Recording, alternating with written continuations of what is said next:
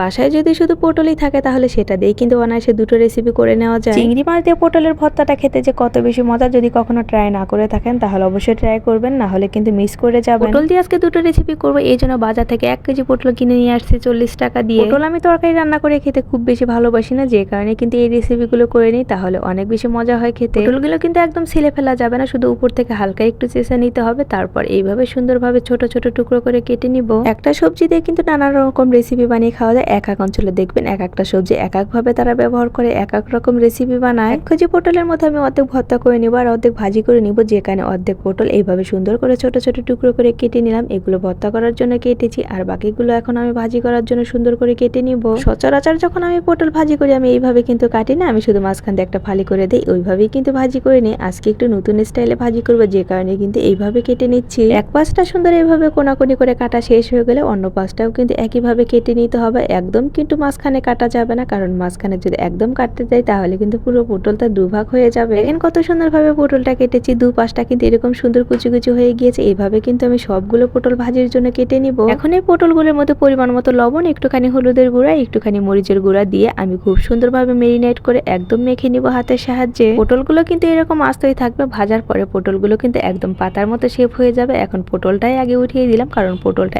একদম লো হিটে খুব সুন্দর করে ভেজে নিতে হবে। ফ্রাই প্যানে তেল দিয়ে দিয়েছি, তেল একদম গরম হলে কিন্তু এক একে সবগুলো পটল আমি ফ্রাই প্যানের মধ্যে দিয়ে দেবো আর ঢাকনা দিয়ে ঢেকে এটা আমি হওয়ার জন্য রেখে দিয়ে অন্য চুলার মধ্যে এখন আমি পটলের ভর্তাটা করে নিব। প্রথমে ফ্রাই প্যানের মধ্যে পটলগুলো দিয়ে দিয়েছি, তার মধ্যে পরিমাণ মতো দিয়ে দেবো চিংড়ি মাছ, একটুখানি এরকম রসুন কুচি আর একটুখানি পেঁয়াজ কুচি, পরিমাণ মতো লবণ আর হলুদও কিন্তু অ্যাড করে দিয়েছি। তার মধ্যে তেল দিয়ে দিলাম, এখন খুব সুন্দরভাবে নেড়ে চেড়ে মিক্স করে নিচ্ছি সবগুলো উপকরণ। এটার মধ্যে আমি কোনো প্রকার পানি দেবো না, এই জন্য ঢাকনাতে ঢেকে হালকা তাপে এটাও আমি সিদ্ধ করার জন্য রেখে দিলাম। আর অন্য চুলায় যে পটলটা উঠিয়ে দিয়েছিলাম সেটা এখন খুব সুন্দরভাবে এখন উল্টিয়ে দিব। পটল ভাজির মতো কিন্তু পটলের ভর্তাটাও খুব অল্প তাপে সুন্দরভাবে করে নিতে হবে, কারণ বেশি তাপ দিয়ে যদি করতে যাই তাহলে ভালোভাবে সিদ্ধ হবে না। পটলগুলো একদম ভালোভাবে সিদ্ধ হলে কিন্তু একদম খুব সুন্দরভাবে একদম চ্যাপটা হয়ে যাবে। দেখেন কত সুন্দর একটা শেপ চলে আসছে, তাই না? পটলগুলো কিন্তু একদম দুই পাশ ভালোভাবে একদম পোড়া পোড়া করে ভেজে নিয়েছি। এখন যখন একদম হয়ে গিয়েছে এটা এখন বাটিতে খুব সুন্দরভাবে উঠিয়ে নিচ্ছি। প্রত্যেক দিনের ভাজি চেয়ে আজকের ভাজিটার লুকটা একদম অন্যরকম হয়েছে, আমার তো অনেক বেশি ভালো লাগছিল। এইদিকে ভর্তার যে ভাজিটা করে নিচ্ছিলাম এটাও কিন্তু অলরেডি হয়ে গিয়েছে। এটা এখন আমি শিলপাটার মধ্যে খুব সুন্দরভাবে একদম মিক্স করে ভর্তা করে নিব। আমার কাছে শিলপাটার ভর্তা কিন্তু খেতে অনেক বেশি মজা হয়। আপনারা চাইলে ব্লেন্ডারে করে খুব সুন্দর করে মিক্স করে নিতে পারেন, এতেও কিন্তু খুব সুন্দর ভর্তা হয়ে যাবে। বাট আমার কাছে মনে হচ্ছিল শিলপাটাতে করবো, যে কারণে কিন্তু আমি শিলপাটাতে করে নিই। এদিকে ভর্তার মধ্যে সবকিছু দিয়েছি, বাট আসল জিনিসই কিন্তু দেইনি, মরিচটা যে দিতে হবে সেটা দিতেই কিন্তু আমি ভুলে গেছি। পরে ফ্রাই প্যানে খুব সুন্দরভাবে কাঁচামরিচ ভেজে সেগুলো আমি ভর্তার মধ্যে অ্যাড করে দিয়েছি। দেখেন আমার ভর্তার কালারটা কত বেশি সুন্দর হয়েছে। আপনারা যদি কখনো এই পটল ভর্তার রেসিপিটা ট্রাই না করে থাকেন তাহলে অবশ্যই একবার হলে বাসায় ট্রাই করবেন, দেখবেন অনেক বেশি খেতে মজা হয়। আজকে আমার বাসায় তো এই পটলের দুটো রেসিপি বানিয়েছি। আপনাদের বাসায় আজকে কি রান্না করেছেন অবশ্যই আমাকে কমেন্ট করে জানাতে পারেন। আজকে এই পর্যন্ত, দেখা হবে নতুন কোনো ভিডিওতে। সকালে ভালো থাকেন, আল্লাহ হাফেজ,